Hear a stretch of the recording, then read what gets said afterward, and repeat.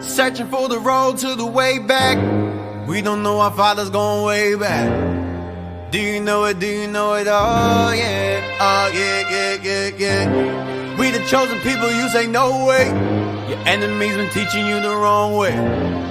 Do you know it? Do you know it? Oh yeah, oh yeah, yeah, yeah, yeah. It's the simple things in life, like learning again. It's the simple things in life, like finding where it all began. Do you know your history? History.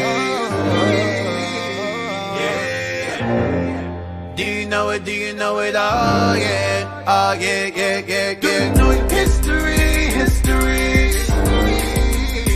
Yeah. Do you know it? Do you know it? Oh yeah. Oh yeah, yeah, yeah, yeah. Do you know it? Tell me, do you know it? Do you know it? Tell me, do you know it? Do you know it? Tell me, do you know it? Do you know it? Tell me, do you know it? Do you know it? Tell me, do you know it? Do you know it? Tell me, do you know it? Do you know it? Tell me, do you know it? Do you know it? Tell me, do you know it? Now we going back. He done on my back for sure. When I let the truth go, we gon' let them know. My people on my back for sure. I hold them down.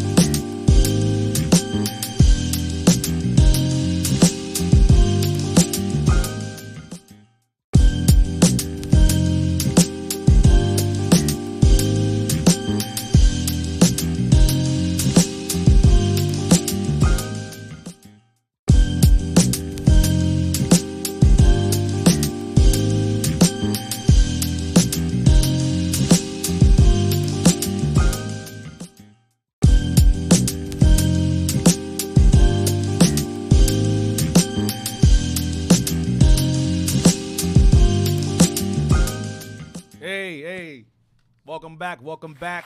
We are back. You are now tuned into Our Hidden History radio show. I was going to jump right into it. Hopefully you guys got some information regarding the dark secrets of Islam, their tenets, their doctrines, where it came from, where Muhammad came from, where he got his doctrine from. I delved into that. I delved into his dark history with his young underage wife. And the filthiness behind that. I want to just delve deeper into the further flight into Africa. That's the topic now, the further flight into Africa, how Islam forced us to further flee into Africa. There are, and I'm not going to say that, how do I put it? There were certain instances where when Islam became prominent within the Near East and further into Africa, a lot of our people willingly submitted themselves to Islam and joined into the ranks and military. And so Islam wasn't a terror to all of us, but it was still an idolatrous doctrine that we fell under later on in time. And then later on, when the Turks came into power, the Ottoman Turks came into power and so forth, and Muhammad was dead and gone, his contemporaries took over after him. And those of us who maintained Judaism, Mosaic law, in Christian doctrine of Christ, the true Christ, they became our pretty much our enemies. They terrorized us. They called us kafirs. So those of us who submitted to Islam, you know, that was either by force or by willful submission. But those of us who rejected it and went against it and maintained our Judaic morals, they became a terror unto us later on. Not immediately, but later on over time. I went over that already, but I want to get into Africa and our further flight into Africa. So give me Luke 21, verse 20. Let's just jump into it. The book of Luke. This part of the lesson is very exciting for me because we get to touch on a lot of things in terms of the settlements we had in Africa, the kingdoms we had. We're going to go into all of that. So hopefully you guys enjoyed as much as when I teach you, I teach myself. So hopefully you guys will enjoy it as much as I'm enjoying it as well along with you. Read that. The book of Luke, chapter 21 and verse 20. And when ye shall see Jerusalem compassed with armies, then know that the desolation thereof is nigh. Desolation thereof being nigh is referring to the desolation of Jerusalem at the hands of the Romans. Read on. Then let them which are in Judea flee to the mountains. Then let them which are in Judea flee to the mountains. Flee to the mountains. I'm gonna show y'all historically where that is. Read on. And biblically. Read on. And let them which are in the midst of it depart out. Let them which are in the midst of it depart out. Flee into the mountains. Hold that. Get Matthew 2:13. Flee into the mountains is making reference to Egypt. Flee into the mountains is making reference to Egypt. Okay? It's the same thing that Christ told Israel to do when Rome came against them. It's the same thing that angel told Joseph to do when Rome or Herod came against him and his son and his wife, Mary. The book of Matthew, chapter 2 and verse 13. And when they were departed, behold, the angel of the Lord appeared to Joseph in a dream, saying, Arise, and take the young child and his mother, and flee into Egypt. Because Jerusalem and Egypt are next door neighbors. Okay? They're next door. They run from one part into the mountains of Africa, which goes back into Egypt as well. I'm going to show you that. I'm going to show you that historically, whenever Israel was forced into flight, they would flee there first and foremost. I'm going to show you. But read on. So go back to Luke 21 again. Luke chapter 21, verse 21. Then let them which are in Judea flee to the mountains, and let them which are in the midst of it depart out. And let those who live there, get out. Those who live in Jerusalem, get out, flee. Go ahead. And let not them that are in the countries enter thereinto. And those who live outside Jerusalem, do not come back in. Okay? Do not enter back in. Real quick. Get me Siege of Jerusalem, Britannica. I'm taking a shot in the dark here, but I want to show y'all that historically it tells you why. Read on. While y'all find that, read on. Verse 22. For these be the days of vengeance. For these be the days of vengeance. For these be the days of God's vengeance against us, from what Moses foretold us prophetically in Deuteronomy. Okay, when Rome would come against us and besiege us. Come on. That all things which are written. All things found written in the law by Moses and Daniel. Okay, and David. All of them prophesied this time would come. Go ahead. May be fulfilled. That this event, this occurrence may be fulfilled. Go ahead. But woe unto them that are with child. Woe unto them in those days that are with child. Go ahead. And to them that give suck in those days. them that give suck in those days. Come on. For there shall be great distress in the land. There shall be great distress in the land of Jerusalem. Go ahead. And wrath upon this people. And wrath upon this people. Meaning the Lord's judgment of things written on this people. Now, hold on. Let me get it. I gotta have it here. Get me Britannia. Siege of Jerusalem. Look for Hold on a second, because I know I screenshotted it. Hold on a second. Yeah, read on. Verse 24. And they shall fall by the edge of the sword. The sword is the Roman sword. Go ahead. And shall be led away captive into all nations. And Rome was going to lead away Israel captive into all nations. They killed millions of us during that siege, and they enslaved hundreds of thousands of us who survived, who did not listen to Christ's prophecy here. Christ told Israel long before this took place, do not enter or get out of there. Leave. Israel said, nah, we're going to fight the white man. We're going to fight the power. Got their asses whipped by the millions.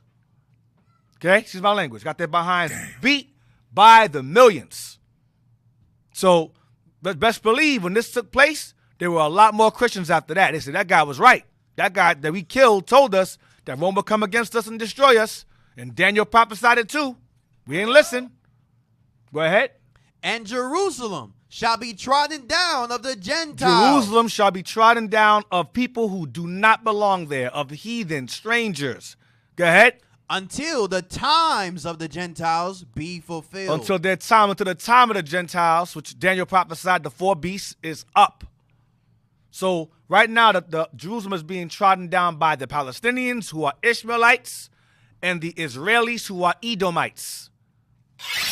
That's the Gentiles trotting it down today, walking upon it now, professing the land to be theirs when it's neither one of them that it belongs to.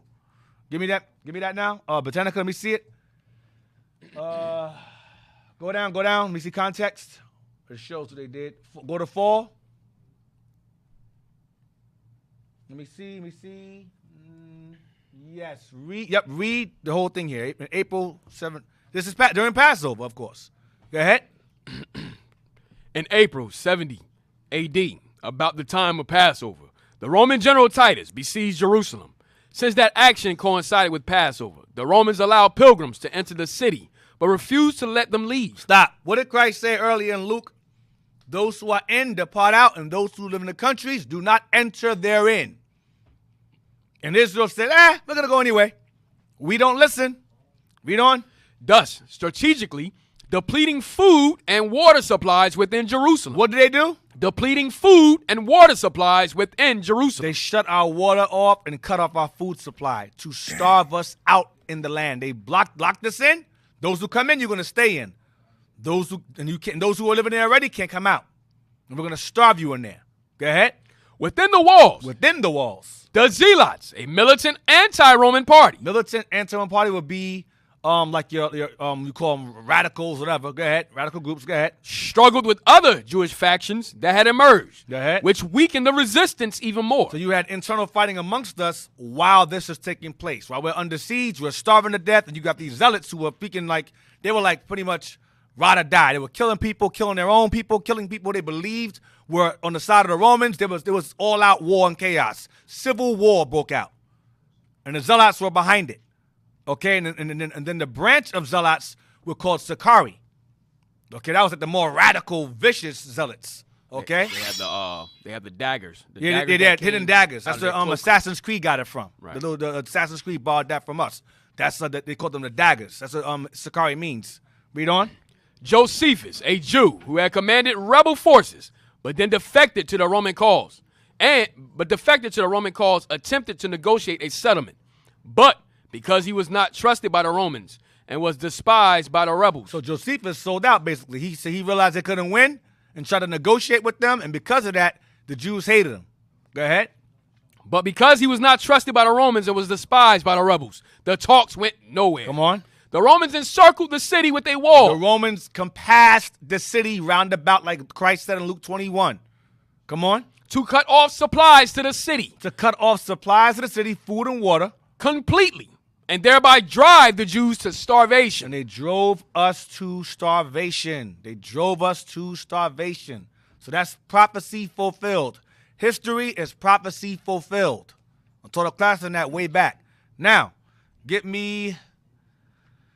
What do I want? AD, can I show an image real quick? Yeah, sure. Can y'all put up that image, the topography of Y'all Africa? good over there? I heard someone fall on the stairs or something. All right? I saw a shadow fall or something. Damn. It was a spirit. All right.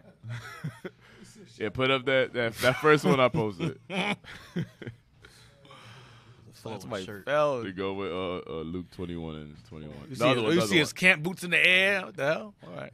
Or that. I mean, that's fine. You see that map is crazy. In the top, this is a topography of Africa. So when Christ said, yo, flee to the mountains, you see all them mountains? Damn. Especially in Egypt, yo, he said flee to the mountains. And even the mountains that are in Saudi Arabia, it goes along the edge. We went all the way down to Yemen and crossed over into Ethiopia. Yeah, That's crazy. that's history. We've gone over it. So when Christ said, yo, flee into the mountains, look, there's no mountains on the right side. He said, yo, come to the mountain, go to Egypt, go into the mountains and flee. And as we're teaching, about the diaspora of our people, let's not forget, yo, donate to the Booster Club. Our people are scattered abroad. Right. Mm-hmm.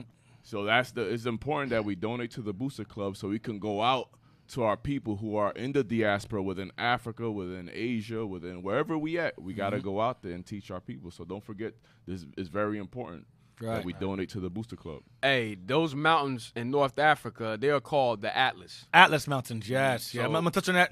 Lord's will, we're going to get there yes, sir. Later on in the session. Yes, we're going to get into the Atlas Mountains, definitely. So get me the book. Hold on. I'm excited. Hold on. History and Description of Africa. You can take that down. Thank you. History, that's a great map, man. That's an excellent. I need to say that thing. That's an excellent map. Well, that's like a 3D. That's some 3D looking drawing. That's crazy. Give me History of Africa, Volume 3. You can buy this. This is our brother El Idrisi. He was you say somewhat of a cosmographer. He had photographic knowledge and wisdom of Africa, for the most part, I should say. And many of the Edomite scholars and cartographers, they borrowed from his testimony of his travels throughout Africa, the kingdoms he saw, the people he came across, and they wrote him, El Idrisi, and what's the other guy's name? Ibn Khaldun. Khaldun and somebody else. Leo Africanus. Africanus, yes. Africanus. This is Africanus here, not Idrisi. I'm bugging. Now, Africanus, yes. El Idrisi and Ibn Khaldun, they were actually Ishmaelites that traveled. They were Ishmaelite historiographers. Yeah, but Leo Africanus was our people. Yes. Yes. So they all borrowed from me. Well, they borrowed from him pretty much. Oh, this book is. No, I want this one. It's not what I want. That's not what he wanted. He gave you the name of the book. I said History and Description of Africa. History and Description of Africa, Volume 3. History and Description of Africa, Volume 3. Okay, y'all gave me 2 wrong books. Come on, y'all. Come on. History and they got Africa. That should be good. I got the word. Should be enough. Just find it. Look for it. Find it. History and Description of Africa, Volume 3. Hey, going back, why y'all look for that? Going back to the Zealots. Zealots was started by Judas of Galilee. Let's get that real quick. Acts and Acts, right? I think that was his grandfather. I think he was a grandfather of the guy that pretty much. In Luke chapter 3, that was him. He was the beginner. He the one that was against the taxes that Rome was setting. So he the one that started the revolt, the rebellion, and the Zealots. Acts. Luke 3. Luke 3 is when they came to tax. The taxation, yeah. Taxation. He was against that in 6 AD. But that was Acts, the book of Acts, right? Judas? Same. Judas and Theudas? Theodas. Theodas. Judas and Theodas. So yes, sir. I'm sorry. Yeah, in Acts. The taxing was in Luke, but the names of the guys that went against it was in Acts. You want that? Yes, let's get it real quick. Yeah, let's get it. Acts chapter 5, verse 36. Yeah. For before these days rose up Theodas, boasting himself to be somebody, right, to whom a number of men, about 400, joined themselves, who was slain, and all, as many as obeyed him, were scattered and brought to naught. They are raising up, it says, I have it here, it says, Judas of Galilee, father and leader of the zealots. He's the father of the leader, father and leader of the zealots. Yeah, the father of the leader, and yeah, that's it. Oh, verse 37 is Judas. Yeah, 37. Verse 37. It's both of them, but it's mainly Judas. Okay. After this man rose up Judas of Galilee in the days of the taxing, and drew away much people after him. He also perished, and all, even as many as obeyed him, were dispersed. Right, but his son took over. He was sovereign. Yeah, sovereign. I'm a Moor. I'm sovereign. I don't got to do anything what I want to do. Got his ass killed. Behind killed. Where we at? The History and Description of Africa. So we're going to read, it's volume 3? Yes, sir. All right, what year is this? Go to the bottom. Yep. All right. We're going to just, hey, put that in for me real quick. Put that in real quick. We're going, we don't, okay. 1896. Damn. All right. Okay. Congratulations. Guys. Congratulations. I'm just guessing. Congratulations. MD. MDCCC XCVI. Yeah, definitely 6 at the end. Whatever. 1896. This is the translation. Translation was 1896, but the book was him putting this together was back in the 16th. 1896? That's what it says, 1896? Yeah. Dan, did y'all type it in, bro? I think I can already found it. No, I just looked at the letters. I Oh. didn't type it in. Nah, don't let them type that in. They'll shut down this whole show. I'll Oh, see, I can. It's 1796. Yeah, 1796. that makes more sense. 18. Yeah, 1796. Gotta type this in. 1796 is the year. Okay, all praise. I trust you guys. They're missing a seat. Oh gosh. Oh, Lord. I told you. Put another C in there, man. You trying to make me look bad. Computer about to shut down, bro. Hey. 1896, you're right, 1896, all right. I believe you. All right. I believe in you, man. I believe in you, officer. It's all I right. can read. Damn. 896. So 896 is the, all right. Let's get into it. I want page 1004. You're going to read page 1004 to 1006. Yes, sir. Of the Jews who have been dispersed by God throughout the whole world. Throughout the whole, Israel scattered throughout the whole world. That's prophecy of Luke 21:24. Scattered among the nations. Go ahead. To confirm Us. to confirm us in the holy faith, enter into Ethiopia. And the queen of Sabas, days in company. It says enter into Ethiopia in the queen of Saba's days, in her days. We enter into Ethiopia in the queen of Saba's days. I believe this Sabas here, they're saying, it says, what's her name? Queen of Sheba? Queen of Sheba. That's what they say her name was. Go ahead. In company of a son that Solomon had by her. Here we go. This keeping the gas stuff. It's rumored. I wouldn't be surprised if it's true. We don't know. It's not written. Is it possible? I don't know. Solomon was out there doing this thing, so who knows? But it's not scripturally written, so we don't really confirm it. We don't go with that. It's not in the Bible. We don't deal with it. And it's not in the Bible. We don't do it. So it's alleged that Solomon lay with this woman, which I highly doubt. But he lay with this woman, gave her a child, and she went on. Go ahead. Because Solomon's wives, he had kids, but they all with him. He didn't lay his seed around, let them run on off somewhere. All his wives were with him in his house, in his home. It took him 13 years to build. He built one house for his Egyptian wife, and all the other wives stayed with him. It took him 13 years to build this house. This house was massive. How big was this house? I'll show you. Hold that. Get John 10 real quick. I'm going to show you how big his house was. It took him 13 years to build his own house and 7 years to build the temple. So how big was Solomon's house? And the temple was magnificent. The temple was insane. So it took him 6 more years to finish his own house after he finished the house of the Lord. Dang. You want verse 22? John 10, yep, Hanukkah. Yes, sir. The book of John, chapter 10, verse 22. And it was at Jerusalem, the feast of the dedication. Hanukkah, come on. And it was winter. And it was wintertime when it was held, come on. And Jesus walked in the temple in Solomon's porch. And Solomon's what? Porch. Solomon's porch. Solomon's porch. Solomon's porch. Well, that's the temple, yeah. We call it Solomon's porch. That's different. But the point is that Solomon's house was massive. It was massive. All right? Read on. Let's go back. I misread that. I'm thinking it's Solomon's house. That's a temple. They call it Solomon's porch. It was a temple. But Solomon's house was massive. It was massive. It took him 13 years to build it, so obviously it was a huge house. Go back. And company of a son that Solomon had by her, to the number as the Abyssins. Abyssins affirm. Abyssins is Abyssinia or Ethiopia. Go ahead. Of 12,000, and there multiplied their generation exceedingly. In that they not only filled Abyssia, but spread themselves likewise all over the neighbor provinces. So that at this day also the Abyssins affirm that upon Nilus, towards the west, there inhabited a most populous nation of the Jewish stock. So Israel resided in Ethiopia. Go ahead.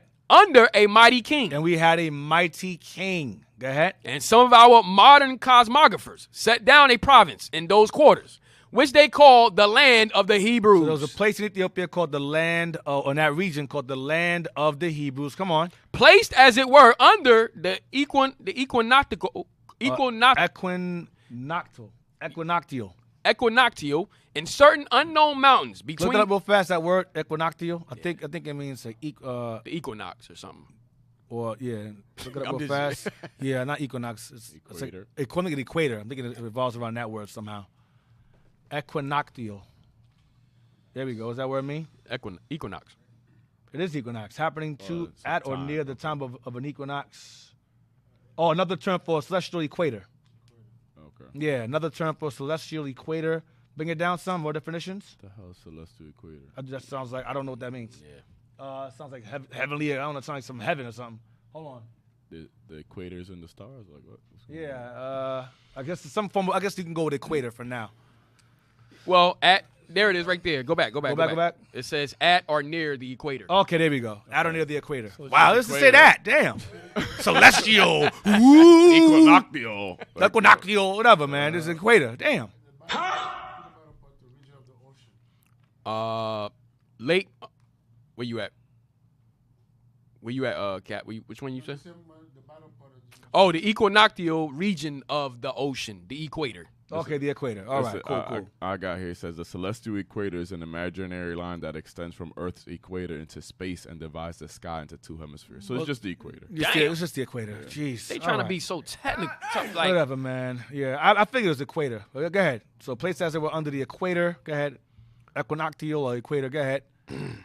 in certain unknown mountains Right. between the confines of Abyssinia and Congo. Right, between Abyssinia, the confine between unknown mountains. Remember that? And between the confines of Abyssinia and Congo. You got something? That map, that 1588 map. 1588, remember it said land of the Jews?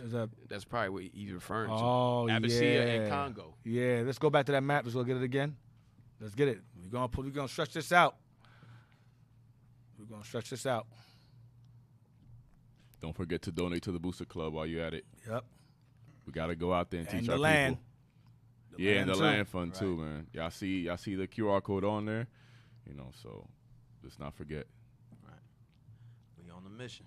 Y'all know full well when it comes to the funds you send us, we don't BS around with it. I'm not driving around the Bentley. You don't have private jets or boats, so you know the money is sent. You see where it goes.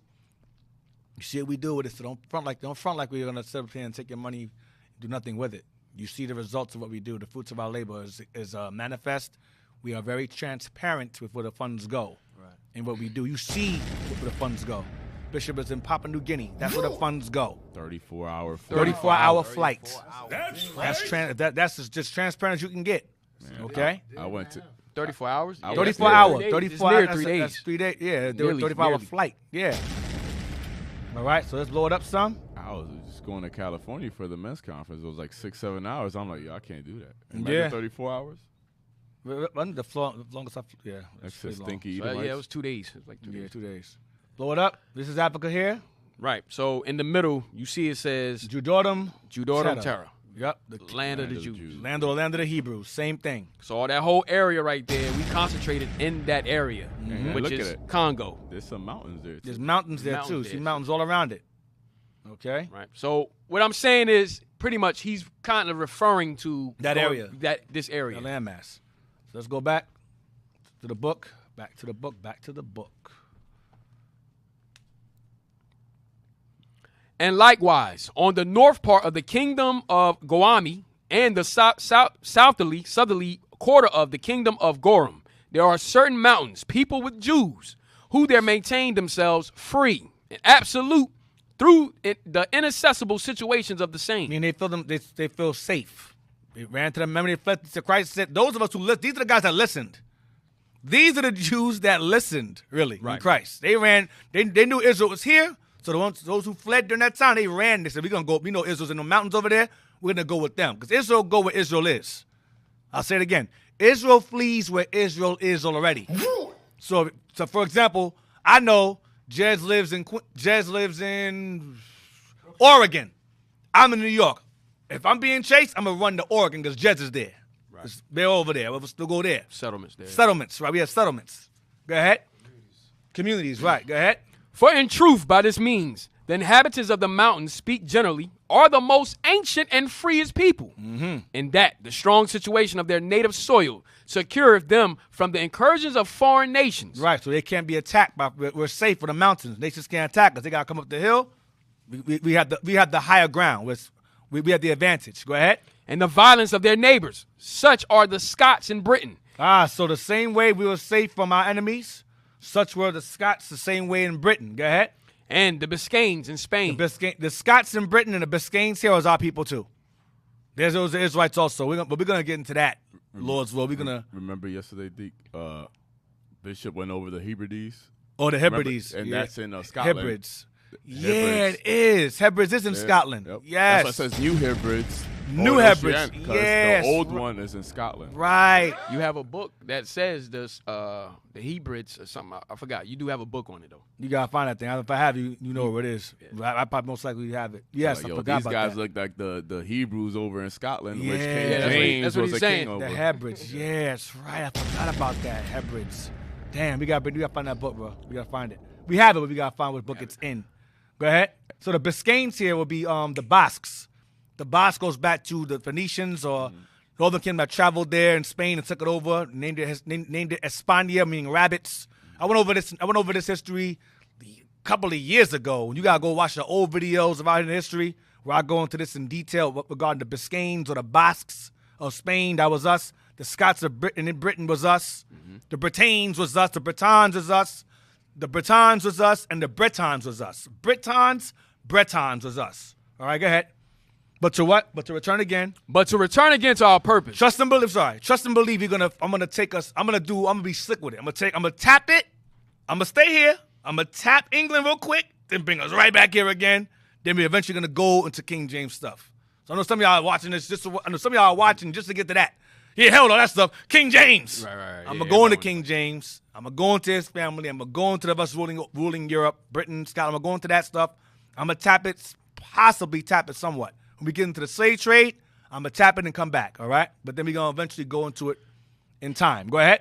But to return again to our purpose, the Anziki, Go Anzaku, go ahead. or Anzaku, who extended from the banks of the river Zaire, even to the confines of Nubia, used circumcision as also divers other bordering people do, a thing that must necessarily have been brought in by the Jews, and yet remaining still in use after the annihilation of the Mosaical law amongst them. Mosaical Law amongst them. Why was it annihilated? Because Islam came through there and destroyed us. Those who abided by Judaism, the Muslims destroyed us. They enslaved us and killed us.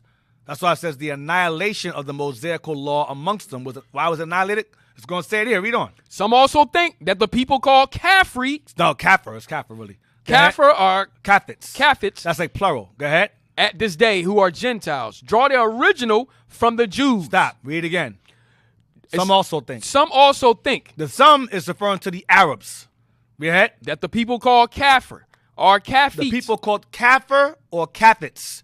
Kafir or Kafits is like basically a bunch of unbelievers. That's the term the Arabs gave us, and we did not follow Islam. That's why it says the annihilation of the Mosaical law amongst them. Because some of us was like, the hell with that. Not all of us were submissive to Islam. So they refer to us that were abiding by Mosaical law as Kafir or Kafits. When the Arabs are selling us as slaves, they came across the Portuguese. The Portuguese used the Arabs as merchants to buy us and kidnap us and bring us to them. And they told the Portuguese, we're Kafirs.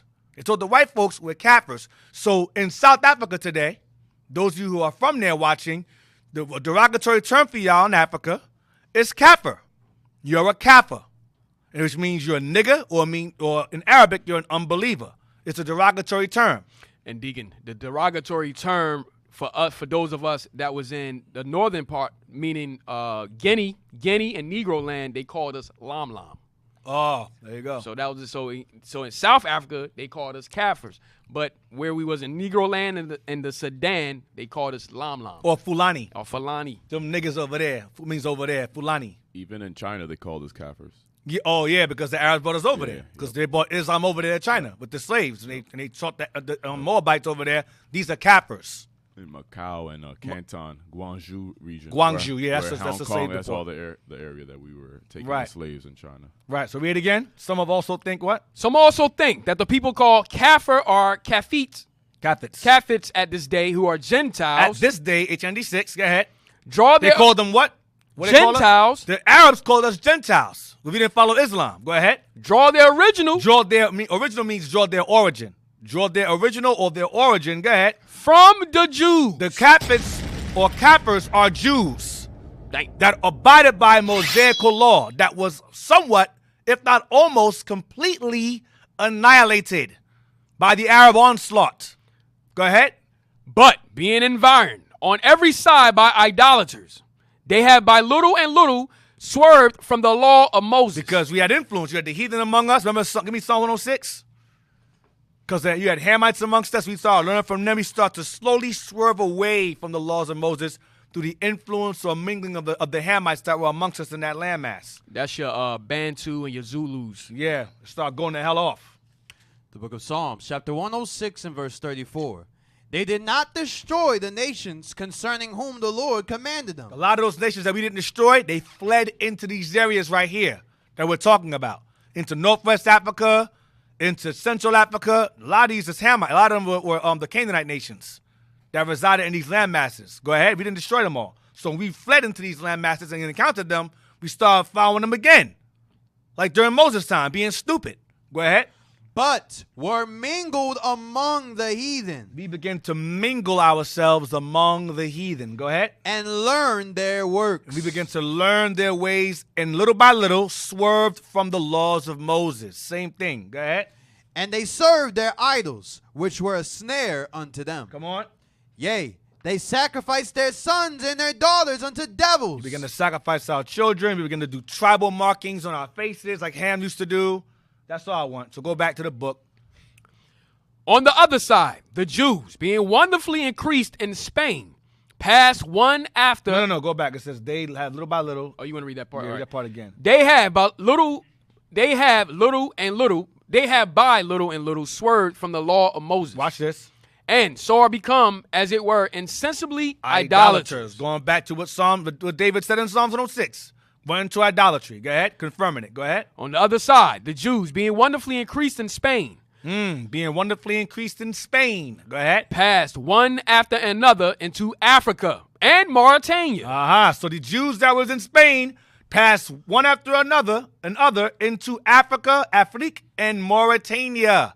Go ahead, which is the same place, Northwest Africa. Go ahead. And dispersed themselves even to the confines of Numidia. Numidia, I believe, is the top half of Africa, like northwest to top north Africa. Go ahead. Like Tunisia or Tripoli.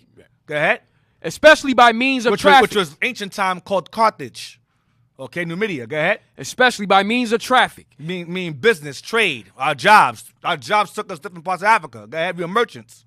And the profession of goldsmiths, the which, being utterly forbidden, the Mohammedans, is altogether practiced amongst them by the Jews. Because the Muslims didn't like goldsmithing. I don't know why. Who knows why. But we were heavily involved in professionals of goldsmiths. And the Mohammedans forbid it, but we did it anyway for money. We had to work. We had a job. Go ahead.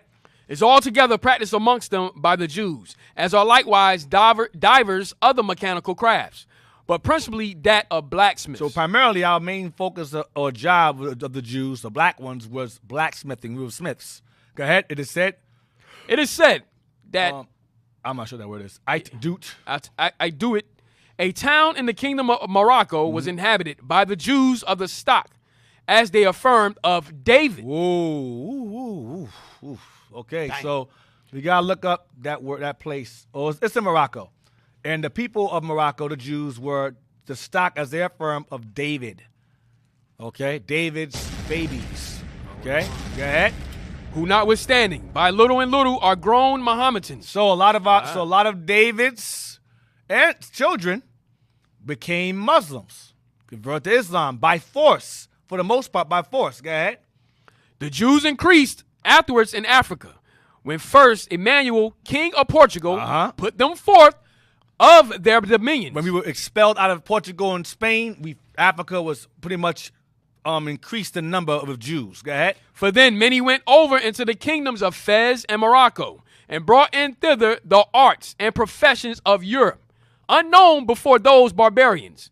In Badiz, Tiza, El Medina, Tefsa, and in Sigomis, every place is full of them. Full of us. Go ahead, watch this. They pass also by way of traffic even to Timbuktu. Right, Timbuktu. Timbuktu is Timbuktu. Go ahead. Although John Leo writeth how that king was so greatly their enemy that he confiscated the goods of those that traded with them.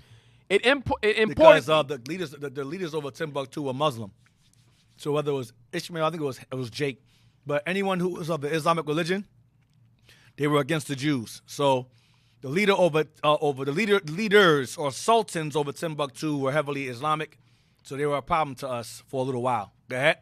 It imported me not to speak of Egypt because it have already. What? It imported me not to speak of Egypt. Here we go. It imported me not to speak of Egypt. Go ahead. Because it have ever been. It has always been. As well by reason of the nearness of the nearness of Palestina. Stop. It says, it imported me not to speak of Egypt because it have always or ever been, as well by reason of the nearness of Palestina, meaning Israel and Egypt are next door. Read on. As for what? As for the commodity of traffic. Watch this. Whereunto they are much inclined. They is the Jews. Go ahead. As it were, their second country. As Egypt was our second country. That's what the Lord said, flee into Egypt.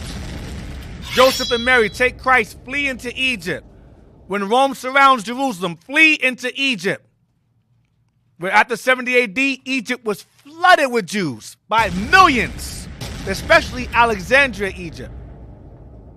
That was our second home. Read on. Here in great number, and in a manner in all the cities and towns thereof, they exercise. I'm going to show you home. I'm going to show y'all when Israel fled into Egypt, there was millions of us. And when the Islamic sultans came into power, they had thousands of us on cotton plantations. What's the best cotton you know of? Egyptian cotton. Who you think picked it? Arabs? No, we were picking that cotton. Bring it out. Even till now. Egyptian cotton is picked by us even to this day. He had 5 above. Muhammad Ali was an Islamic sultan. He owned above 5,000 of us as slaves picking that cotton. Who Muhammad Ali, the boxer, named himself after. He didn't know that, so he gave himself. So he had one slave named Cassius Clay and gave himself another slave master name, Muhammad Ali. Unfortunately, he didn't know, but that's the truth. Read on. Damn, they got to drop the bombs in the comment section before y'all do. Damn. Where we at? As also here in great number and in a manner in all the cities and towns thereof, they exercise mechanical arts and use traffic and merchandise, as also take upon them the receipt of taxes and customs. But above all other places, in Alexandria and Cairo, where they amount to the number of 25,000, and the silver sort among them do usually speak the Castilian tongue. We speak Spanish because we fled from where? From Spain and Portugal. That's why we spoke that language. In Africa, go ahead. Thus, much may suffice to have been spoken concerning the Jews. It now remaineth that we come to entreat of the Mohammedans of Africa. Muslims, go ahead. Concerning whom, before we make any particular relation, it will not be amiss for the reader's more perfect instruction to speak somewhat in general, as namely of the sinister proceeding of their first seducer, Muhammad. Whoa. Their first seducer who? Muhammad. The sinister proceedings of their first seducer, Muhammad. Now, this author here is biased. He's a Christian. So he speaks of Muhammad as an idolater, which is true, but the guy that wrote this is also an idolater because he's Christianity. However, he does speak on Muhammad as a seducer, as we're going to read on, regarding how his faith spread while he fled into Africa. Go ahead. Of the variety and propagation of their damned sect. So the first flight I mentioned was where Rome attacked us. We fled further into Africa. But then, as time goes on, a second great exile of us in Africa is based upon our fleeing from this crazy guy, Muhammad here. Go ahead.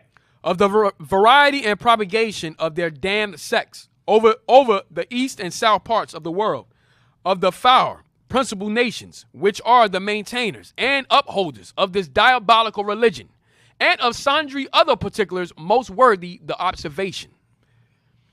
Of Muhammad and of his accursed religion in general.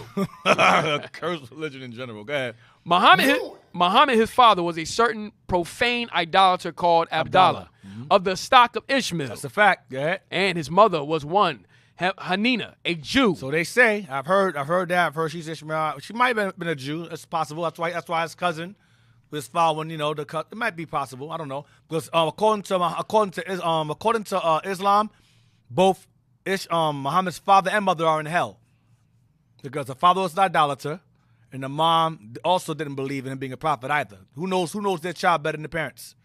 So he says both of them are in hell, which is crazy to me. Mary is the greatest woman ever lived, according to the Quran, but their own prophet's mother is in hell and father's in hell. Crazy to me. It's madness. Go ahead. Both of them being of very humble and poor condition. He was born in the year of our Lord 562 and was endowed with a grave countenance and a quick wit. Being grown to man's estate, the Sinite Arabians, accustomed to rob and ruin all over the country, took him prisoner and sold him to a Persian merchant. Oh, no, I'm sorry. Runny all over the country. I'm sorry. Runny all over the country. Go ahead. Runny all over the country, took him prisoner and sold him to I think it's just run, but it's just a knee there. It doesn't make no damn sense. Just run over. Yeah, I'm sorry. Go ahead. I'm sorry. I'm particular with words. Go ahead. And Runny all over the country, took him prisoner and sold him to a Persian merchant who discerned him to be apt and subtle about business. He was a businessman. Go ahead. Affected and held him in such account that after his death, his mistress, remaining a widow, scorned not to take him for her husband. So now, and also, one of the things that Muhammad had going on is that if he died, his wives were not allowed to remarry. So when he married Aisha when she was 6, and he slept with her when she was 9, when he died, he died by the time she was 18, and she could never marry again because they are mothers of Islam. So they all had to stay single forever. And they were all young, so his women had to die alone and young after his death. Go ahead. Being therefore enriched by this means with goods and credit, he raised up his mind to greater matters. The times then answered very fitly for one that would disturb or work any innovation. For the Arabians, upon some evil entreaty, were malcontented with the Emperor Heraclius. The heresies of Arius and Nestorius. Arius is where Arianism comes from, where they believe that Christ is not God the Father, as in the Almighty God, the Heavenly Father, Ancient of Days, but he believed that the Ancient of Days was the Father. In human terms, I say grandfather.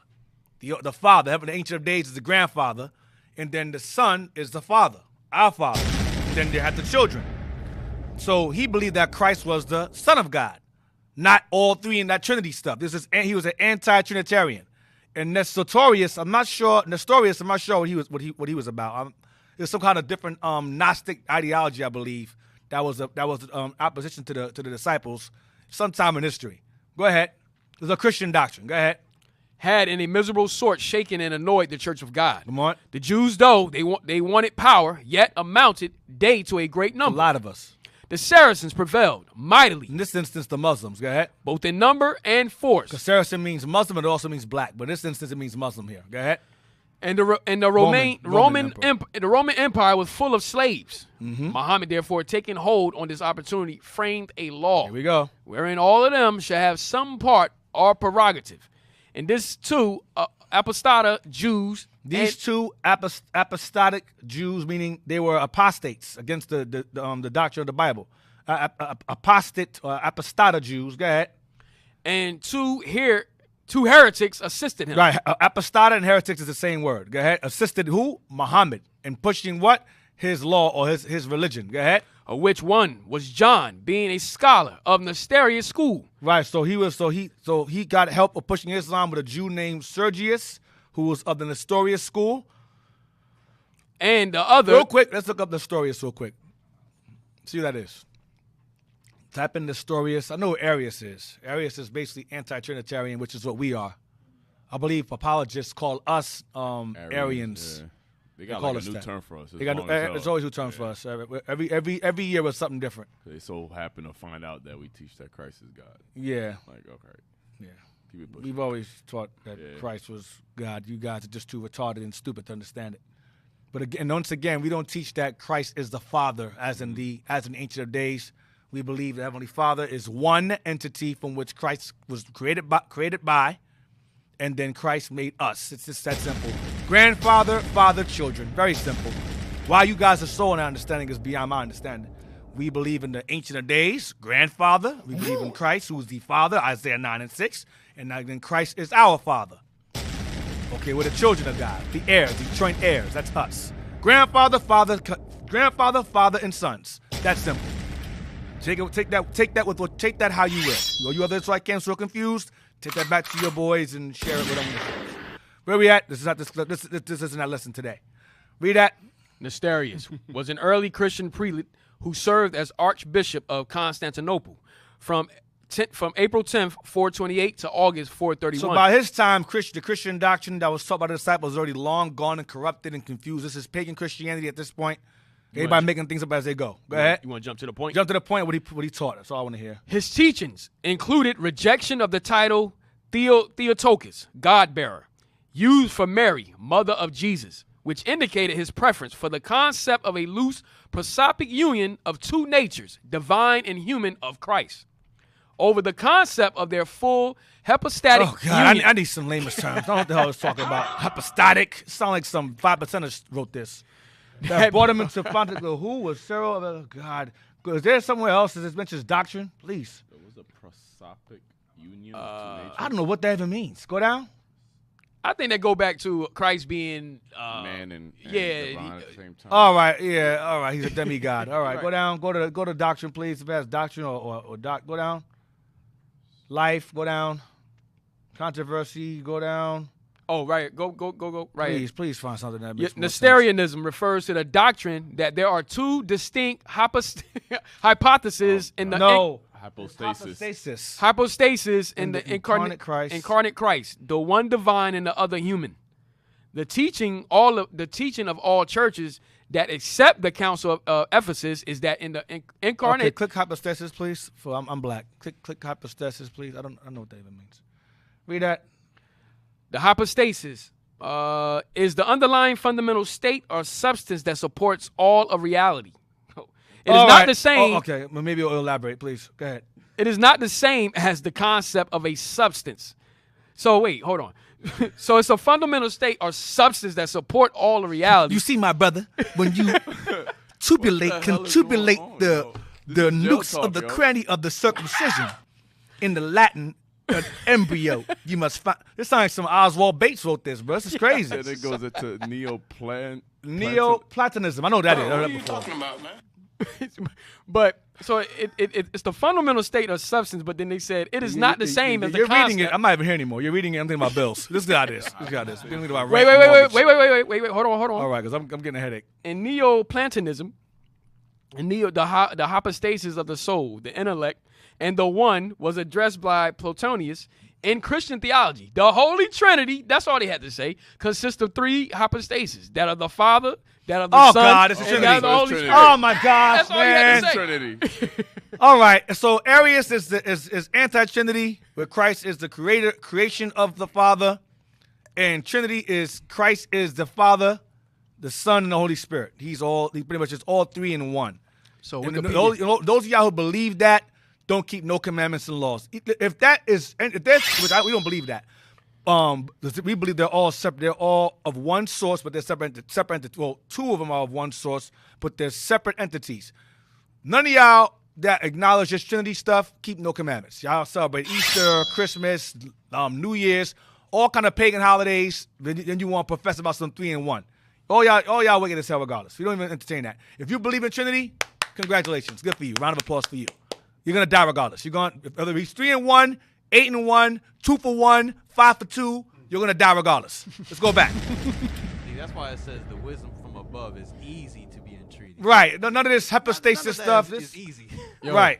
Wikipedia hiring anybody, huh? The word of God is plain to understand it. Exactly. Proverbs 8 and 8. They got to jump through hoops to explain that Trinity stuff. Yeah, because they know it's nonsense. And then you poke holes in it. Oh, but It's much easier to say there's a father and there's a son. No. I got to make it complicated. Hippostasis, my brother.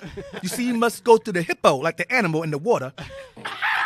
Hippostasis, because you must stay among the hippo. H2O. As water. H2O is water, plus the oxygen, plus the mass reproductive system. And the H is heavenly. It's an evil world we live This in. thing sound crazy, man. Anyway, let's go back. My head hurts, yo. My head hurts. Just making jokes about it hurts. Go ahead. Whereupon the principal intention of this cursed law was highly aimed against the divinity of our Savior Jesus Christ, wickedly oppugned by the Jews and Arians. Yeah, wickedly means he was oppugned means attacked. I wrote that there since I knew I was going to stand. I wrote that aside. Yes. Go ahead. Go ahead. He persuaded this law, first by giving his wife to understand, and his neighbors by her means, and by little and little others also, that he conversed with the angel Gabriel. So he persuaded this law first by giving his wife to understand, and his neighbors by her means through her, and by little and little others also, that he conversed with the angel Gabriel. Go ahead. Unto whose brightness he ascribed the falling sickness, which many times prostrated him upon the earth. The falling sickness is talking about his epileptic seizures he had. That's just he's saying. When he had a seizure, he saw Gabriel. That's what he basically said. Go ahead. You want to jump down? Jump down, yeah. Muhammad overthrew the Persians, became Lord of Arabia, and drave the Romans out of Syria. Go ahead. And his successors afterwards extended their empire from Euphrates to the Atlantic Ocean. Come on, And from the river Niger to the Pyrenees Mountains and beyond. They occupied Sicilia. Sicilia. Right, yeah. Assailed Italy, and with continual prosperity, as it were, for 300 years, either subdued or encumbered both the east and west. That's some Near East, all the way across Africa into Spain. Islam took over, and with our help in the military. Go ahead. But to return to Muhammad, his law, it is embracesive. Embracesive circumcision. Why? Because the Jews taught them that. Go ahead. And maketh a difference between meats, pure and unpure. Because they got that from the Bible. Halal and all that. Yep. Halal, right. Go ahead. Partly to allure the Jews. Partly to what? Allure the Jews. That's why he incorporated it. Because the Jews are the highest population. He said, okay, if I can push this doctrine, I'm going to push certain laws in it that appeal to the Jews. That appeals to the Jews, the circumcision, unclean food. Remember, in Islam, they say you can't eat no pork, right? But you can eat everything else. Only thing unclean to Muslims is pork. Everything else is clean, which is madness to me. Go ahead. It denieth the divinity of Christ. So Islam denies the Christ being the Son of God. Go ahead. Even though the Quran says he is. Go ahead. To reconcile the Aryans, who were then most mighty. It foreseeth. Because it says the Aryans believe that Christ was the Son of God and not God, his Father. Go ahead. It's solstice in many. Foistif or solstice. Go ahead. It foisteth in many frivolous fables. It does what? Foisteth in many frivolous fables. Here, Baruch again. Baruch. It foisteth in many frivolous fables. Book of Baruch, chapter 3 and verse 23. The Agarenes. Who? The Agarenes. That's your Muslims. That's your Arab Ishmaelites. Hagarenes, children of Hagar. Go ahead. That seek wisdom upon earth. That seek wisdom. Go ahead. The merchants of Moran. Midian. That's more Arabs. And of Teman. Teman is Edom. The authors of fables. What are they? Authors of fables. Authors of lies. Make things up. Edom and Ishmael make things up. Go ahead. And searchers out of understanding. Come on. None of these. Who? None of these. No, a couple of them. None of these. Not some, one of them. None of these. None of them what? Have known the way of wisdom. Don't know God's laws and Bible. God ain't done with them. Is that it? Or remember her path. Or remember the laws that were given to us and only us. Go back to the book. Frivolous fables. Go ahead. Frivolous fables, that it might fit the Gentiles. That it might win in those who don't believe either. So the Quran is a mixture of it's a mixture of everything to win everyone. It's an all-inclusive doctrine. That's why yesterday Bishop's class, when it showed the Catholic Church, it had Islam on the right. Because all those doctrines are all-inclusive. That's why when Malcolm X became a Muslim, a real one, not Nation of Islam, when he went through his Hajj, he said, I saw Muslims that were white, brown, so-and-so. He became completely like Martin Luther King. Completely assimilated into the love of all people. And that's not the Bible. The Bible says to be civil with all people, respect all people, but we're not all one people, no. So that's the example. That's all I want. So we got 5 minutes before a break. Go ahead, Jess. I'm sorry. That word foist means to force upon. So, oh, wow. So when foistive. Right. So when he says, who were then most mighty, it forced upon many frivolous fables that it might fit the Gentiles. So the word foist here means to force upon or impose fraudulently or unjustifiable. So forced upon fraudulently, falsely. Wow. Wow. So he borrowed from Judaism. He borrowed from Western Christianity. and he maintained the idolatrous works of the Muslims before him and merged it all together as one to appeal to each group. He did pretty much an Arabic version of the Council of Nicaea. Yeah, Catholicism. He did the same thing. He did an Arabic version of the Council of Nicaea. He took bits of Judaism and merged it with Roman ideology, which is sun worship. He took Judaism and merged it with moon worship. That's all he did. The Judaism on Christianity, which is the same as sun worship, and merged them with moon worship together. The Arabs worship the moon and stars. I saw that crescent star and moon as their symbol because they worship both. Hey, D, and that's the same thing. Remember we was talking earlier, or last week actually, about how there's nothing new under the sun. That's the same thing that Geshem the Arabian was doing in time of Nehemiah Ezra. Yo, I want to build with y'all. We serve the same God, but they was denying, yo, we don't serve the same God. We know the idolatry that you have involved with that. Let's get it. Well, matter of fact, we'll come back to that. We'll come back to that. We got a break to go on. So those of y'all, in the meantime, do not forget to donate for the land or for our Travel Booster Club. Your contributions are not in vain. We hope that you be willful givers. We don't collect tithes here. Tithing is not biblical under Christ at all. It's alms, it's donations. Be a free will, willing giver. That's on you. Give what you want. Give what you want. Give what you can. All right. So with that, we're gonna take a quick break. We'll be right back. Don't stay tuned. We got a lot more stuff to go into. Shalom.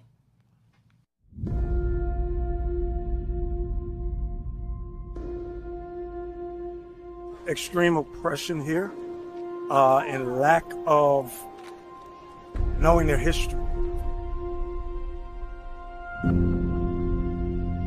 Revelation 18:4. We must come out of this system.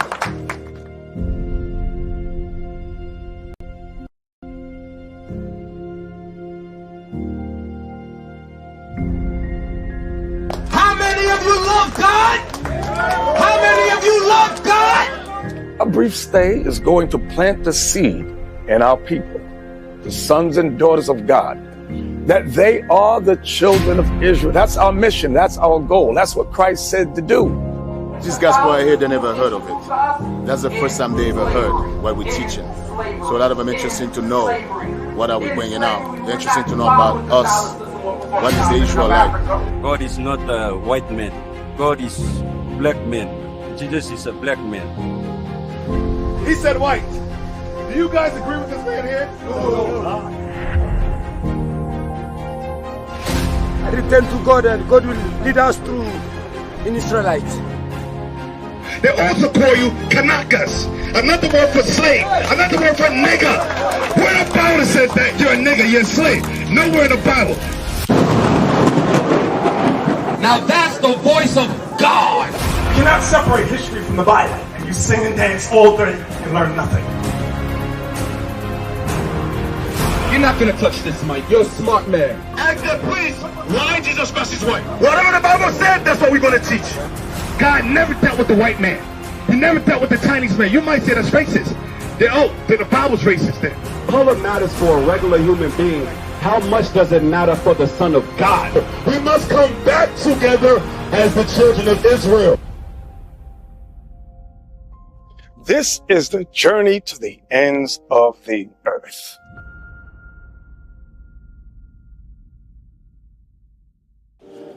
Shalom, shalom, Israel, most high Christ bless. Captain Joy here. It's Captain Ebro here. Hey, guess where we at? We at with Claire Foundation grand opening today. In Monrovia, Liberia. Hey man, we all about networking. We all about the people. This is an orphanage home that they established here in Liberia. We are helping. They are all praise to the Lord for the Bishop Nathaniel, the bishops, Israelite in Christ, Bishop Yahusha, and Bishop Kana. They were supposed to be here, but unable to be here. But we are what? Speaking on their behalf. All praise to the Lord. All praise to the Most High. We're going to continue doing these great works. Everywhere we go, we're going to speak in honor of our Lord Savior Jesus Christ. And that we say, shalom. Hello everyone. I'm all Captain Joel, and that's Captain Bro. We are Israel United in Christ. We founded in 2003 by Bishop Nathaniel, the chief Lord. We visited him sometimes back. And we pledge, we have some barrels in the car. We pledge to always, maybe every other month, to provide school supplies for the children. Thank you.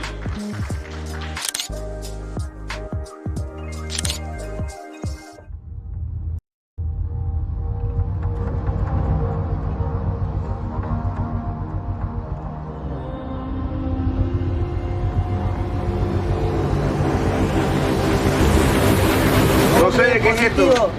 ¿Todo bien? Con sonido, ¿no? Con sonido. Nosotros necesitamos la sabiduría, pero en México o en Brasil, creo que el rojo, porque nadie está... Gente, no podemos ser como los demás pueblos. Dame esos Hechos 3:19, problema con imágenes, pero si tú estás adorando el nombre de Dios, y tú pretendes como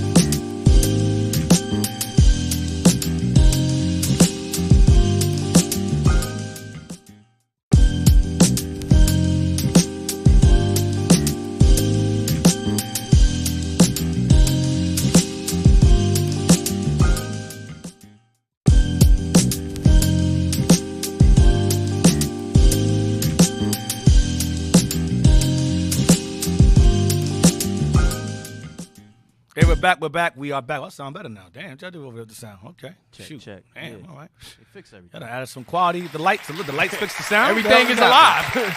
Damn. All right. Yeah, I can see how the boy feels, man. All praises. Excuse, what happened? What'd you say? Never mind. You gonna say something real mean and evil, man. Definitely. Most definitely. Oh, man. Anyway, get Ezekiel 29:10.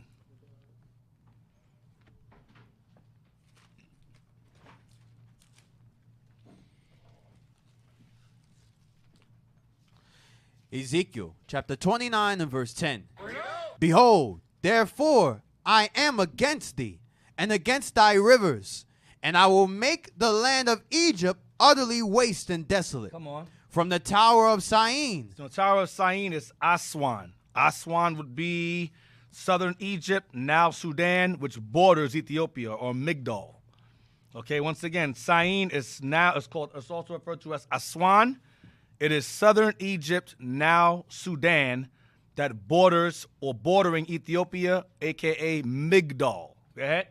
From the tower of Syene, even unto the border of Ethiopia. Because Egypt and Sudan were all, Egypt and Ethiopia are pretty much like all one landmass. Okay? It's all one landmass. Egypt and Sudan is one place. Sudan pretty much is southern Egypt.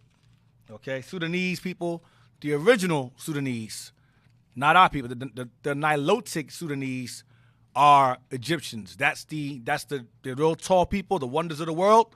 That's all people of stature. That's the real Egyptians. Get Isaiah 45 real quick, in verse 14. Some of them are us over there, because remember Israel fled there and mingled with them.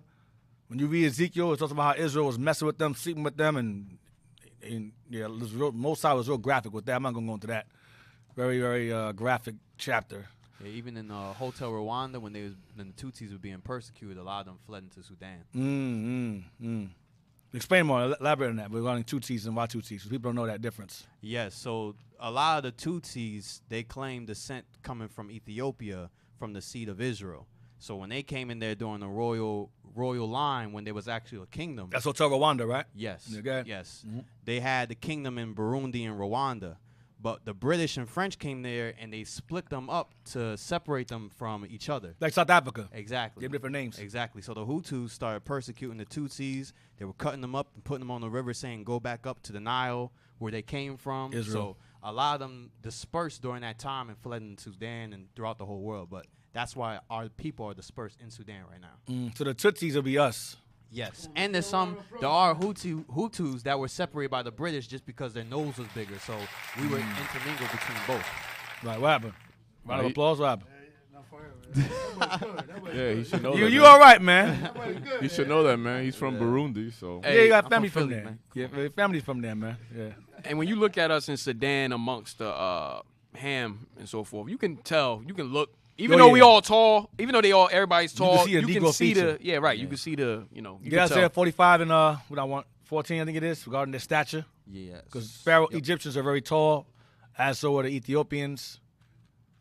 Isaiah chapter 45 and verse 14. And the Sabians are Cush mingled with the ancient Arabs. That's what they are. Sabians.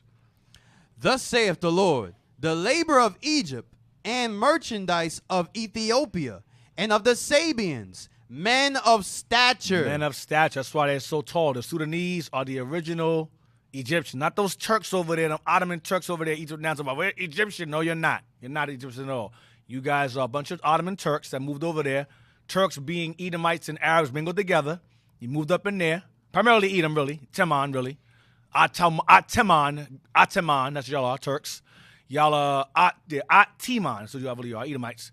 But mixed with Arabs, you moved up in there and took it over like everything else and pushed the Egyptians further south into the Sudan. So those guys real tall with the dried up, ashy black skin, not the shiny like we got.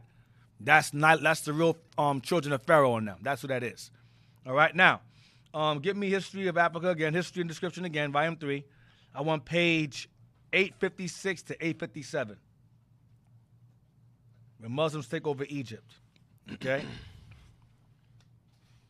Volume 3 again, History and Description of Africa, page 856 to 857. The part that I guess I have highlighted. Go down. Right there, read that. A division of Egypt. Since the Mohammedans were lords of Egypt, it hath been divided into 3 parts. For the region from Cairo to Rosetto is called the shore of Erith. And from Cairo to the land of Bugaya, it is called Said, that is to say, the firm land.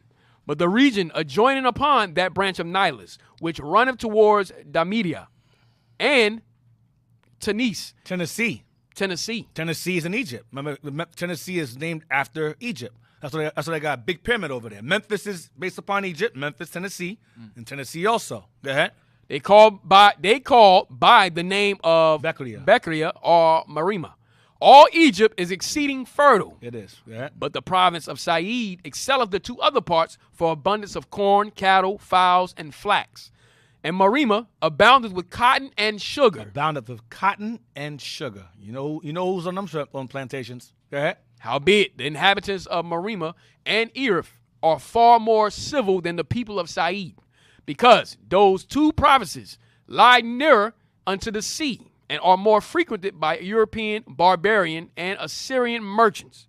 But the people of Said have no conversation with strangers, except they be with a few Ethiopians. Come on. Of the ancient pedigree and original of the Egyptians. It says original means origin. Go ahead. The Egyptians, as Moses writeth, fetched their original from Mizraim. Mm-hmm.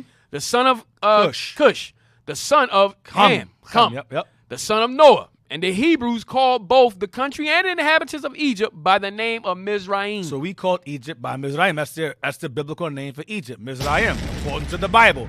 Now it's called the Arab Republic of Misr, M-I-S-R. Misr is short for Mizraim. It's M-I-S-R in Arabic, but it's M-I-Z-R-A-I-M in English, and then there's Mizraim here. Go ahead. The Arabians call Egypt itself Misra, but the inhabitants... The Arabians call Egypt itself Misr, or M-I-S-R. Go ahead. But the inhabitants Chibith. And Chibith, they say, was the man that first took upon him the government of this region and began first to build houses thereon. Also the inhabitants called themselves by the same name. Neither are there left any true Egyptians. Read again. Neither are there left any true Egyptians. Why? Because the Arabs forced them out and took over. The Turks took over. Go ahead.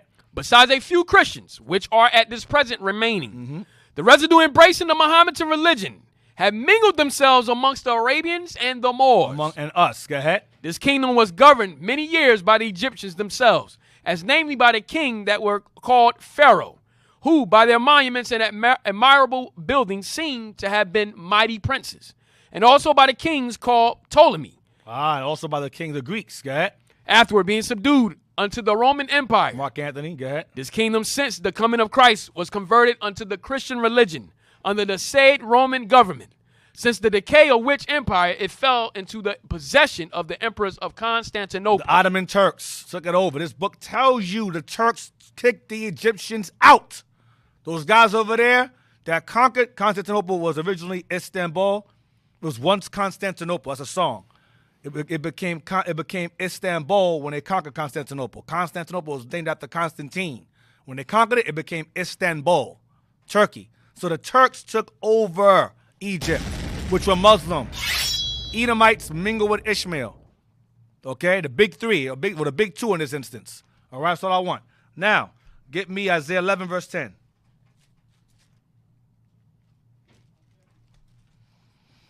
The book of Isaiah, chapter 11 and verse 10.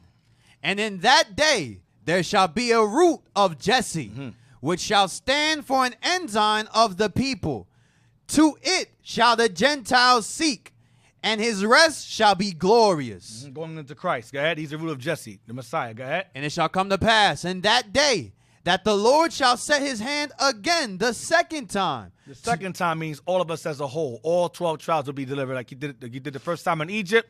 The second will be a second time, a second deliverance, a second Passover. Go ahead. To recover the remnant of his people. To recover the remnant of us, because a lot of us are going to die.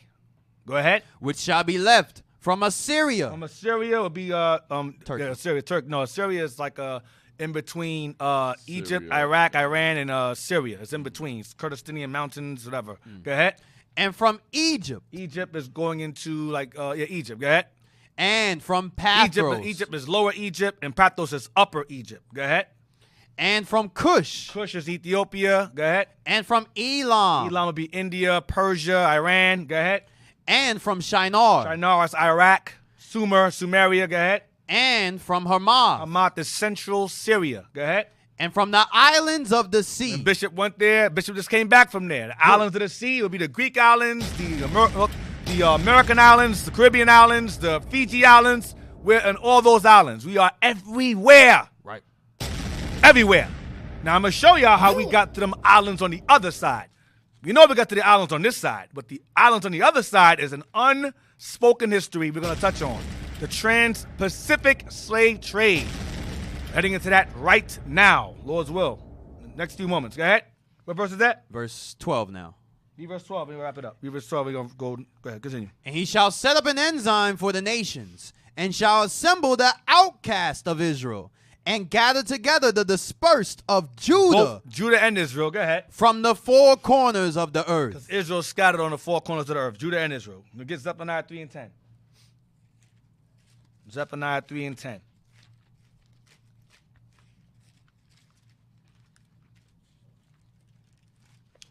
Zephaniah chapter 3 and verse 10. From beyond the rivers of Ethiopia, my suppliance. Beyond the rivers of Ethiopia is going into Israel throughout Africa. Along the Nile River, White Nile, Blue Nile, that's us. Go ahead.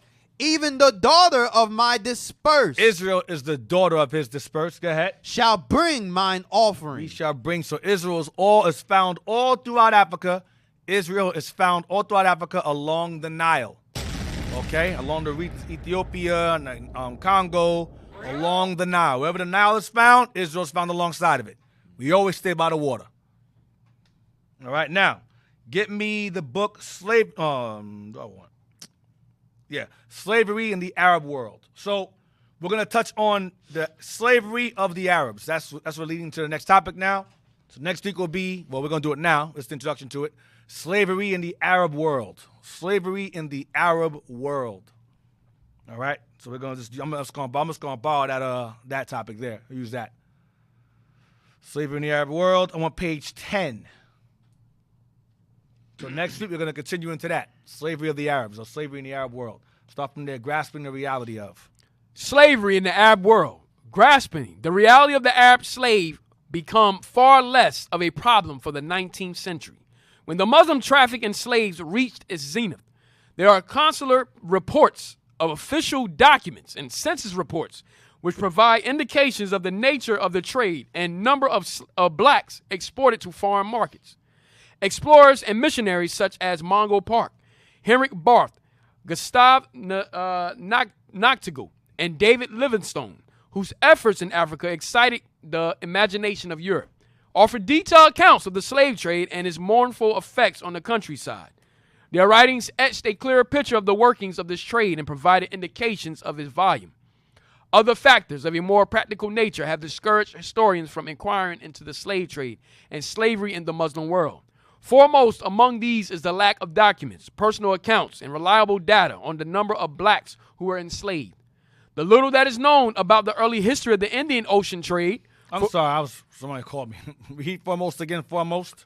Foremost among these is the lack of documents, personal accounts, and reliable data on the number of blacks who were enslaved. The reason why there's lack of it is because the Arabs hide it. It's hidden. That's why this show is entitled Our Hidden History. We didn't hide it, but we're going to expose it. That's right. We're going to reveal it. Go ahead. That's right. The little that is known about the early history of the Indian Ocean trade. Indian Ocean slave trade. Go ahead. For example, comes from the accounts of explorers, geographers, poets, and writers. Watch this. Arab geographers. Like Idrisi and Khaldun. Go ahead. And essayists. Essayists, yeah. Are an important source of information about the traffic in slaves. Because they encountered them in their travel, so they know. Go ahead. From the East African coast between the 10th and 13th centuries. Between the 1100s and 1200s. Go ahead. The accounts of these contemporary sources provide useful information, which, however, is not always unbiased and is necessarily limited in its coverage. Even here, one must tread with great caution. What records there are from official and commercial sources are spotty and their reliability uncertain. No, it's not. Go ahead. Reports of consular officials from Zanzibar Tripoli, and Sur, which provide the basis for some of the estimates of the volume of the trade in the area, are incomplete or have been criticized as reflecting abolitionist tendencies of inflating figures in order to justify the adoption of stronger measure to crack down on slavers. Go up some. Read that right there. Explorers and missionaries is who? Explorers and missionaries, such as Mungo Park. We have books by him, Mungo Park. Henrik Barth. Come on. Gustav Natigal. Books by him. And David Livingstone. David Livingstone. We have a book by, we're going to touch on his book. David Livingstone. Give me that. Land of Livingstone. End on this book. Land of Livingstone. Pages 29 to 33 and 34. We should be able to finish it. Possibly or not. Most likely not. We'll see. Blow it up. Land of Livingstone. Page 29. We're going to read through it quickly if we can. Start the parts that's highlighted. Read that there. This is going to be fast. I highlight everything. Read that there. The Semitic hypothesis, Arabic origin. It will be observed that we speak of this under two heads, the Arabic and Israelitish. Either of these would sufficiently account for the apparent infusion of Semitic blood in the beginnings of Bantu history. So we're saying either the Bantus are of Arabic blood or Israelites' blood. We both know it's not Arabic because they were selling Bantus as slaves. Okay, so there's obviously Israelitish in terms of Semitic blood in them. Read on. Go down, we see. Go to the next page. Read that there. The Semitic hypothesis, Israelitish origin. Not a hypothesis, but go ahead. Although the Semitic elements in the Bantu racial composition might come from the Arabs as closely allied, in view of the fact that the Arab influence was occasional, apparently, and not extended through a large impetuous as of a migration. So they're saying based upon their beliefs, they may be Arabic, but no, it's based upon Islam, not based upon their race. Based upon their religion, not based upon their race. Go ahead. We may come to the consideration of the claims of still another and final hypothesis, which has much to support it as accounting for the relation of the Bantu to other and extraneous peoples. Read on. It is allowed that groups of Israelitish peoples. That who? Israelitish peoples. Israelitish peoples, go ahead. Have from time to time journeyed into Upper Nile country. It's up on Nile 3 and 10. Go ahead, beyond the rivers of Ethiopia. Go ahead. But this does not seem to sufficiently account for the large access of influence of which the Bantu are the concrete result. Come on. In the absence of direct proof of an extensive migration, this hypothesis brings us to two considerations. Those of customs, religious and otherwise. So he's going to explain how conclusively what they are based upon their customs. Go ahead. And also those of language relations. Based upon their language. Come on. The contention has been made that the extraneous element of the Bantu was derived from tribes of Israel. Go ahead. Which were first carried away to Babylon, as related in the scriptures, and who afterward in whole or in part migrated through Egypt. That was a second home. Into equatorial Africa. Or equinoctial, the same thing, equatorial Africa. Go ahead. And though mingling with native tribes. Remember Psalms 106. Go ahead. Upon whom they imposed much of their own religion and customs, gave rise to the peoples now known as Bantu. Israelites. Go down to 1. Recorded history is not supposed to sufficiently account for the subsequent career of the Israelites left in Mesopotamia by those who took part in the return from captivity. Some hold. Some hold without historic proof so far as we are aware that we are to look to the British Isles as their present abode and to the English people as their descendants. Whoa, go back to again. Read it again. Some hold without historic proof so far as we are aware that we are to look to the British Isles. Regarding the Israelites. Because why white folks, you have British Israelism where they profess that the British were Israelites. They were, but they were black. Not these white dudes today professing that. They ain't talking about you. Y'all came later. The Israelites that inhabited the British Isles and Spain were Israelites, but they were black.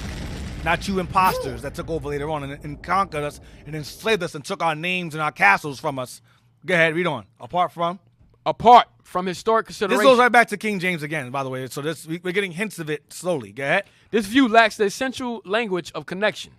2. Because they're white. Go ahead. 2. The Israelites were familiar with the country of Egypt and the route thither.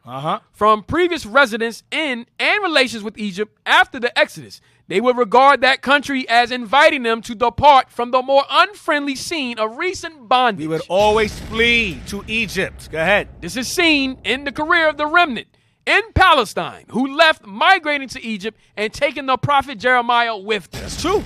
And Egypt, yeah. Go ahead. During the time of Gedaliah. Go ahead. 3, they were also measurably acquainted with the country beyond Egypt, Ethiopia. I'm telling you, going full circle. Go ahead. The expedition of Moses, their great lawgiver, into that country, his success, there in the subjugation of the Ethiopians. When he was under Pharaoh, he fought against the Ethiopians during war. For what they say in history in his past, when he was younger. Go ahead. As well as something of later relations must have been known to them and may have encouraged them to do that which was not unusual in those times. Move out a nation in its entirety and seek more congenial environment. That's what we did. We will move nations out and we take over and take the land over. Like we did over there in Northeast Africa, Northwest Africa, and Carthage. That's what we did. Go ahead. In the direction best known to them. Go ahead. 4, that they should pass through and beyond Egypt would be expected. Such migratory movements into Egypt and onto further lands had already occurred. Right. The upper reaches of the Nile with its tributaries, rather than the sandy deserts of the west, would invite their journey. Come on. Increase of population and a further knowledge of regions, fertile and balmy, where all nature conspires. To provide creature comfort without serious physical exertion would lure them. I mean, live comfortable, more comfortable, happy lives. Go ahead. As earlier and later comers into the easily occupied territories of Equatorial Africa. We ran there for comfort, safety. 34, page 34. Up, here we go. Go down. The Israelites. Watch this. The Israelitish exodus from Mesopotamian regions, Iraq, must have occurred about the time suggested, as far as we have any means of judging. Watch this. 7, coincidence in religion and customs. We mention only a few points, those most noteworthy. Come on. 1, recognition of the existence and authority of one God, the Creator. Originality, the Bantu, as the Hebrews were monotheists. Yep. 2, the exercise of the priestly office by the headman of the crowd. Well, they called them, remember the last book, Bishop's class, they called them Kaffir Crawls. Kaffir Crawl, that's Israelites. We read that earlier. Go ahead, Crawl, go ahead. Family establishment. 3, the rite of circumcision. In chapter on the Nagma school under heathen education, this study, practiced universally by the Bantu on male children as the Hebrews. Yeah. 4, original attitude of the Bantu toward the use of swine's flesh for food. You didn't eat it. Go ahead. 5, custom of taking the wife of the deceased brother according to law given in Deuteronomy 25:5. Go ahead. 6, peculiarities in the practice of sorcery, similar to those among the ancient Hebrews in a time of degradation and defection from God. Going the hell off. So that all these things is found in us. It's found amongst us. So the Bantus all had these characteristics: the language, the customs, the circumcision, all that stuff, the unclean foods, the knowledge of one God. The Bantus are Israelites. We made up damn near half, if not most of Africa. Most of Africa is us. Now, that's why the land is so plenteous. Wherever Israel go, the land is plenteous. We're the blessing of that landmass. Now give me Chambers Encyclopedia. I gotta get it real quick so I can end this page. Finally end this page. I know y'all got stuff. But we ain't got the time. Yeah, you know what I mean? Yeah, I'm gonna land after this page. Then we done. That's true. Last page. These last two. That's it. This map. This the map. You know what I'm talking about? Yes, sir. Just trying to get up out of here, man. No. I want to stay. You know what I mean? But I want to bring out more. I want to bring out more, but I know. That's the last one. Cause for what I want to bring out, we need the whole. You know what I mean? What we need? Another show? Yeah, we need the rest of the show.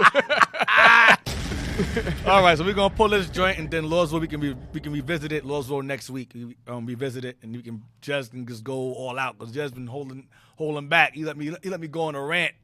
He'll just sit there and be like, I got a whole bunch of books, Deke, and he won't say nothing. He'll just sit there, man.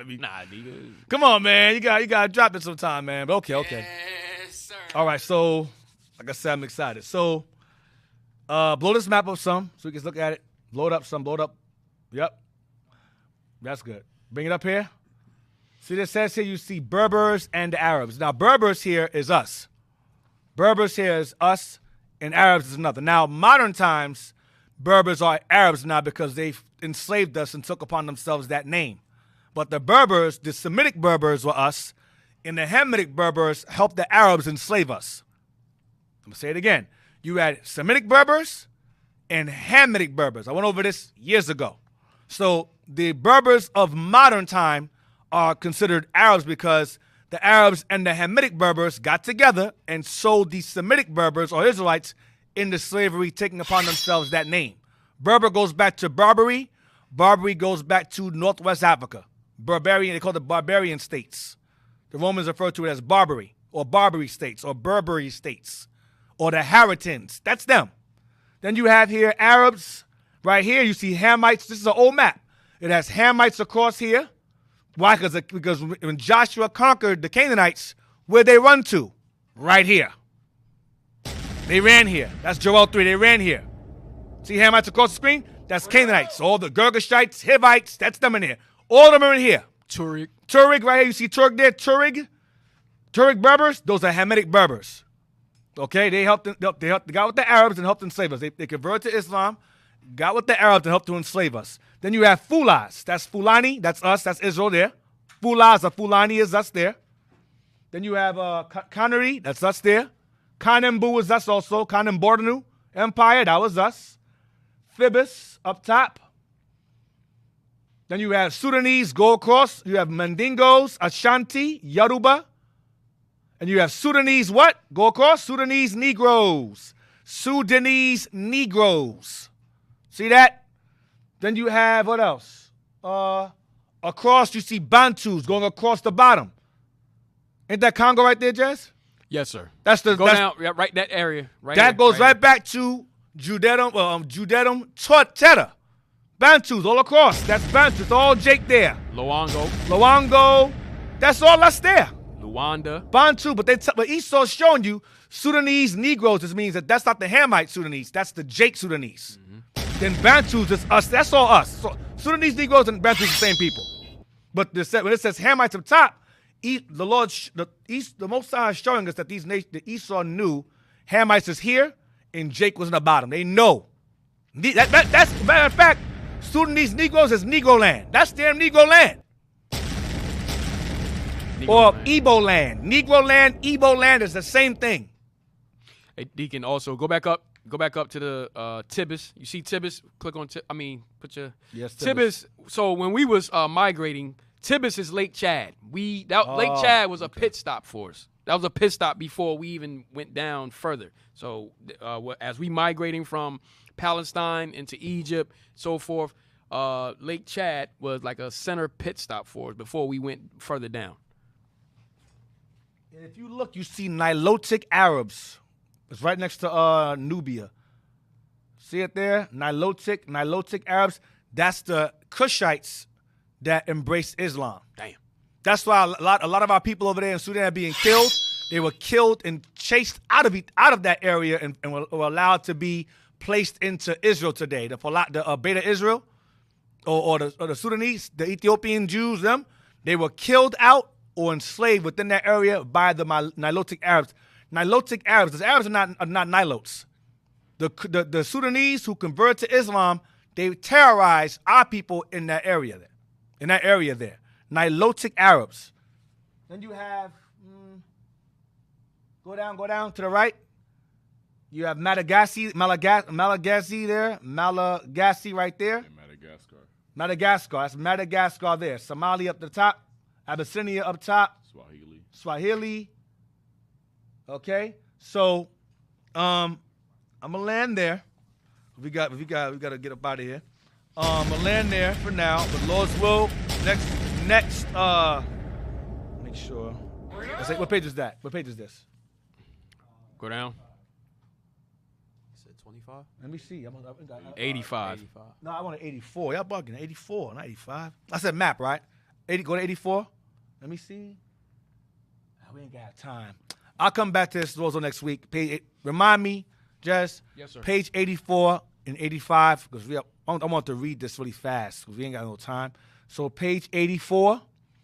We're gonna start with page 84. And page 85 to start jumping into the Arab the slavery in the Arab world.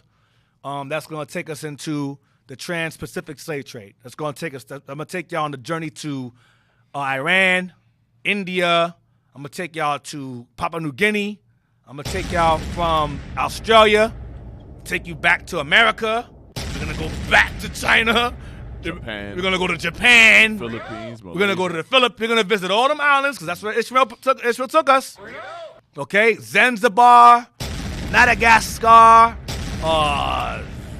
what is it? The Zanj people, Mecca, slave port, got all of that.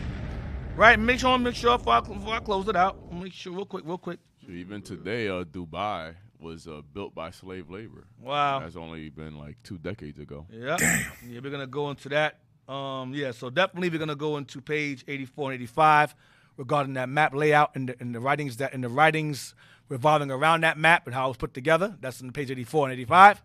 So I hope you guys enjoyed the lesson.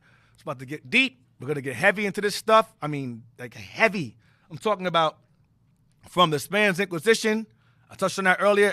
This whole lesson today pretty much puts everything together in terms of us migrating from Spain and Portugal into Africa, fleeing from Jerusalem further into Africa, fleeing further into the Arabian desert because of Muhammad. All of that stuff comes gonna come full circle regarding the slave trade and things of that nature. So, Lord's will, hope you guys enjoyed the show. Hang on, we got a lot more exciting stuff for y'all. I'm excited. Like I said, I'm excited because it's going to open up the floodgates for a lot of stuff. So go ahead. All praise. Let's give Deacon and the leadership a hand for that class. All praise the Most High. Fire. All right. Get to these announcements. Gonna run through these. All right, Israel, make sure you subscribe to Our Hidden History Radio on YouTube. All right, hit the notifications button so you know when we go live. Subscribe also to our Philly channels, IUIC Philadelphia and IUIC Philadelphia in the Classroom, to get camp videos from the deacon, captain, and officers of IUIC Philly. Donate to Our Hidden History. You can donate on PayPal to iuic.philadelphia@israelunite.org. In the comment section, put OHH so we can purchase more books to bring out to you.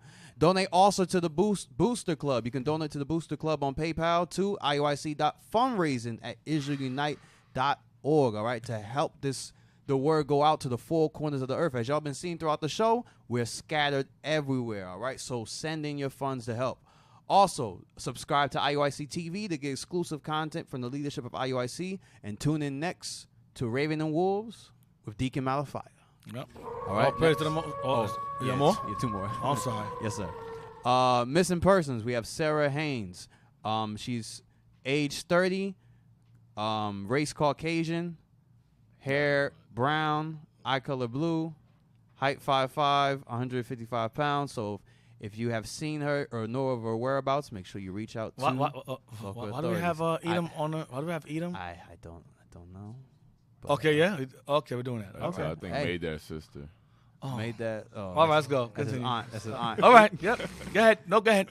Fine, all right. made that Yep. aunt. All praise to find people missing. Yes. Find missing people. Go ahead. Yes. Let's just continue.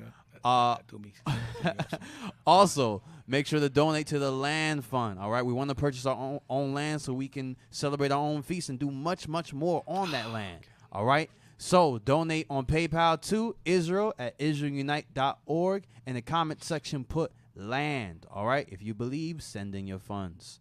Next, and lastly, we're looking for assistance to enhance our national broadcast. Kindly spare a minute to provide feedback by answering 5 brief questions. So go ahead, pull out your phones and scan that QR code. If you have any, you're disgruntled or anything that happened with Officer Manny today, please put in the notes. All right? It will help us. Shalom. Hey, hold up. We're missing one. I missed one? Yeah, the Booster Club. No, I said that already. Again, man. Oh, yeah. Donate to the Booster Club. Oh, we don't got the QR code up no more. Put the QR code Yeah, up, put the man. QR code up. The land, bro. The land. Booster and Land Club, man. Booster Club and the Land Fund. Yes. Again, I'm saying it again. Yeah, the Land repeat it Fund. again. We need you guys to come together and to help us establish this vision of getting land so we can keep the feast days under our own terms, on our own land, and our own rules. No noise ordinances, no hindrance, no interruptions, no interference, nobody writing nigger on the bathroom door. We go to Tabernacles like last time. We wrote nigger everywhere. Come on, man. Y'all know what we do, man. I'm telling you, we need to get our own place, our own spot. I'm telling you. Just stop playing games. We celebrated it up here in D.C. There was the the landowners were walking through our tents. Yeah, the man, whole just walking through time. the tent, just looking at us. Come on, man. Y'all, come on, help us out. All right. Sorry. No, so Help make us sure help you. you help us help you. Yep. All right. So Booster Club, you know what it is. All right. As I'm taking y'all on the journey of traveling across the seas, you guys are actually funding our way to actually do it literally. All right. So let's just come on, man. Step it up. All right. If you can, thank you. All right, y'all. So Lord's will see y'all next week. We're gonna start off. Remind me, y'all, the audience. Remind me if they forget page 84 and page 85. You're gonna be interactive. Page 84, page 85. All right. So see y'all next week. Shalom. Most High Christ bless. Thank you. Shalom. Most High Till then. Christ bless.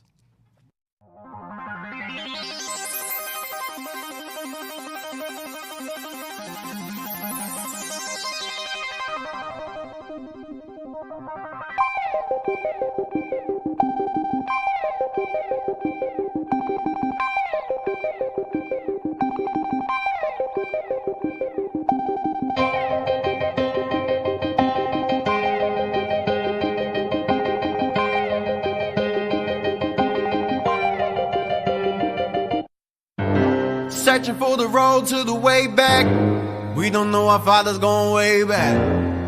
Do you know it? Do you know it? Oh yeah. Oh yeah. We the chosen people, you say no way. Your enemies